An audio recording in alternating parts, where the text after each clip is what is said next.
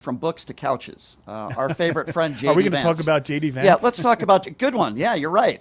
Good one. You got me there. Yeah, JD Vance, Couchman himself. So Couchman did get booed with Stephen Miller. We'll get to that in a moment. But JD Vance did an interview on Fox yesterday. And I want you to listen to JD Vance when asked about all these undocumented immigrants that are being deported. Listen to the first positive that came to his mind, which is, by the way, a lie.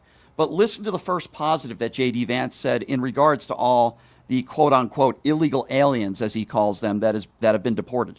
You've got to stop putting the interests of foreigners who don't have the right to be here over the interests of American citizens. That is the entire point and purpose of the Democratic Party. If you go back to the election of 2024, what was the big issue? The big issue was illegal immigration. They were actually defending the rights of illegal immigrants to come into our country, to vote in our elections, to collect Social Security and Medicaid that ought by right go to American citizens, to say nothing of housing. This is actually the biggest driver of housing costs in some of these big blue cities, is that they've flooded the zone with illegal immigrants. As we've kicked illegal aliens out of our country, you actually see housing costs start to level off. So fundamentally, the difference between Republicans and Democrats is we care about American citizens. They actually don't like American citizens and want to replace them with low-wage foreigners. It's a very stark difference, and I think the American people are going to continue to reward us because of it. First of all, throughout Donald Trump's career, he's hired undocumented immigrants. Second of all, what the hell is J.D. Vance talking about? Housing costs starting to level off because of undocumented immigrants that are being deported? Is there any evidence at all to back that up? Who do you think collected all their food? And another thing, it's never been about allowing people from other countries. That is not the argument. The argument is that there are ICE agents wearing masks, throwing people in vans. The issue is that there's no due process rights. What about the 14th Amendment? Search and seizure. What about the 4th Amendment? Rights against search and seizure, where the government cannot seize you without having probable cause.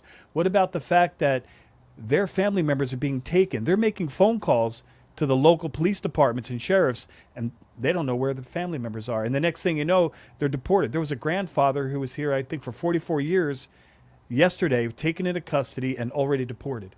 No due the issue is America and due process and civil rights. Yeah.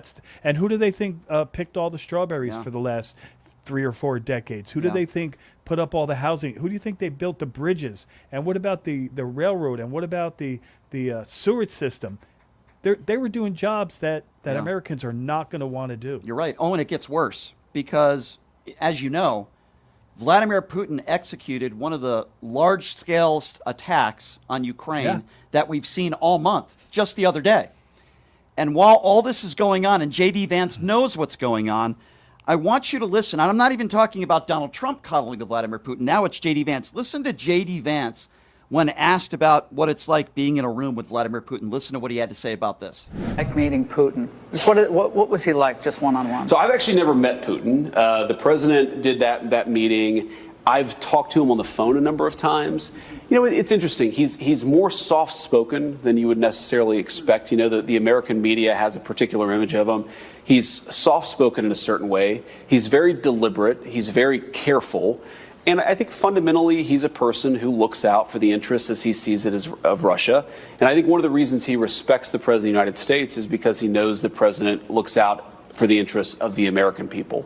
And while they often disagree about issues, and obviously the President has been very critical of Vladimir Putin, the President's also willing to work with anybody if he thinks it's going to accomplish an important goal for America. And we all agree an important goal is to stop the killing.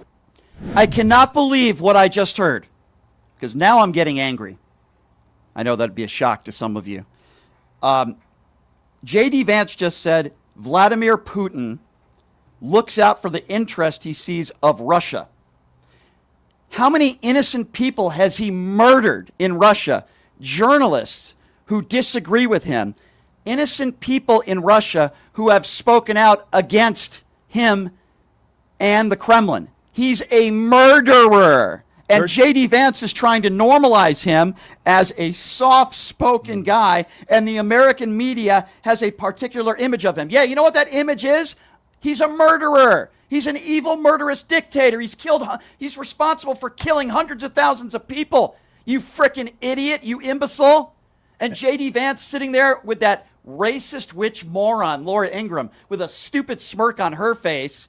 And JD Vance is trying to normalize Vladimir Putin like those idiots on Fox Noise and OAN and Newsmax try to normalize Donald Trump. No, Vladimir Putin is an evil, murderous dictator, and Donald Trump is a wannabe evil dictator. And they normalize him, Leonard. They normalize Vladimir Putin. He's holding a person in high regard that has stolen a documented 30,000 children. Oh, and by the way, most of them girls. What does that tell you? Yeah. They're the ones who are against, having reproductive rights. But at the same time, they're stealing children and they're not going to give them back. I believe the International Court has put out a warrant for crimes against humanity on Vladimir Putin, even though he's soft-spoken. And part of those charges are the children that have been kidnapped and not returned. Yeah. Oh, and they're being assimilated.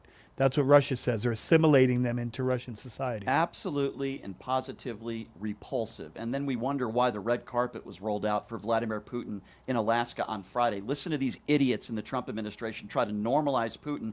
And correct me if I'm wrong, they're more aggressive in their tone and the things they say about Zelensky than Vladimir Putin. They make Zelensky to be the bad guy. They've definitely chosen a side. Let's just say it like it is. They've chosen a side, and it's Russia and Putin. And for some reasons we may never know. Donald Trump is taking election advice from the president of Russia. Yeah, it's just an abomination. Think about all the people that have been murdered because of Vladimir Putin and his evil murderous Just because regime. he's soft-spoken, he can't stab he's you in the back. soft-spoken. Just because he's soft-spoken, he can't cut your throat while he's talking to you. It's I don't get what the point is. Like, what is he trying to say? He's trying to normalize and give positive attributes to Vladimir Putin the same way that Donald Trump does. Coddle him. Meanwhile, JD Vance is the guy who attacks Zelensky, in the Oval Office. It's sickening.